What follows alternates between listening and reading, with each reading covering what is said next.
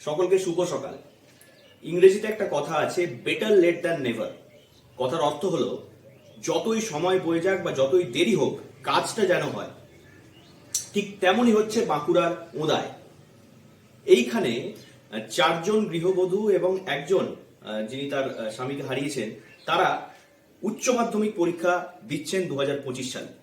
তাদের বক্তব্য একটাই, যে সমাজে তারা পিছিয়ে থাকতে চান না, তারা পড়াশোনাটাকে সম্পূর্ণ করে এগিয়ে যেতে চান পুরোদমে। শুধু এটাই তাদের পরিচয় নয়, এই মহিলারা যুক্ত রয়েছে বিভিন্ন কাজের সঙ্গে, তার মধ্যে অন্যতম মহিলা ক্যাটারিং। আসুন তাদের গল্প আজকে আমরা জেনে নিই, কিভাবে তারা ওঁদা যুব সমাজের হাত ধরে এরকম একটা সিদ্ধান্ত নিয়েছে। আপনি এইচএস দিচ্ছেন, আপনার ছেলে দিচ্ছে, ছেলে 11-এর পরীক্ষা দিচ্ছে। হ্যাঁ। তো কি বলবেন, মা বেটাদের দুজনে পড়াশোনা করছেন? আচ্ছা, খুব ভালোই লাগছে, মা ছেলে দুজনে একই সঙ্গে পড়াশোনা করছি। আচ্ছা, তো এইচএসটা কেন দিচ্ছেন? এইচএসটা দিচ্ছি, আমাদের এইচএস পরীক্ষা আগে দেওয়া হয়নি, বিয়ের আগে দিয়ে তার বিয়ে হয়ে যায়, দিয়ে পরে দেওয়ার ইচ্ছা ছিল। ওই জন্য যুব সমাজে থেকে আমাদেরকে বলা হয়েছিল যে এইচএস যদি কেউ করতে চায় তাহলে আমরা তার ব্যবস্থা করে দেব। ওই জন্য আমরা এখান থেকে এইচএসটা দিচ্ছেন। পড়াশোনা করার খুব ইচ্ছে ছিল, কিন্তু বাড়ি থেকে বিয়ে দিয়ে দেয়। অল্প বয়সে বিয়ে করে সংসারের বেড়াজালে শেষ হয়ে যায় পড়াশোনার স্বপ্ন। সেই স্বপ্ন আবারও পুনরুজ্জীবিত করল ওঁদা যুব সমাজ।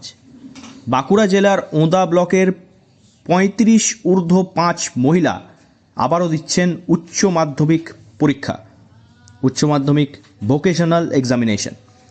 বাড়িতে আর্থিক অনটন থাকা সত্ত্বেও জীবনযুদ্ধে টিকে থাকার লড়াই প্রতিনিয়ত করেন এই মহিলারা। মহিলা ক্যাটারিংয়ের কাজ করে সংসার চালান অথবা সেলাই করে, তার পাশাপাশি চলে পড়াশোনা।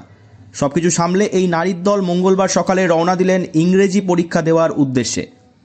নেপথ্যে অভিভাবকের কাজ করছে ওঁদা যুব সমাজ।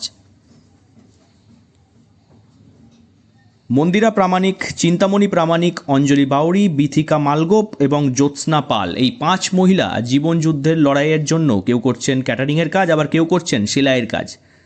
সঙ্গে পড়াশোনা করে এগিয়ে যাওয়ার অদম্য ইচ্ছে রয়েছে তাদের। জানলে অবাক হবেন, মন্দিরা প্রামাণিকের পুত্র আয়ুষ প্রামাণিক একাদশ শ্রেণীর ছাত্র, সেও দিচ্ছে পরীক্ষা। অর্থাৎ মা এবং পুত্র দুজনে একসঙ্গে বসে করছে পড়াশোনা। পুরো ঘটনার মধ্যে কোথাও যেন অনুপ্রেরণা লুকিয়ে রয়েছে। এই অনুপ্রেরণায় হয়তো আগামী দিনে মহিলাদের এগিয়ে যেতে উৎসাহ যোগাবে।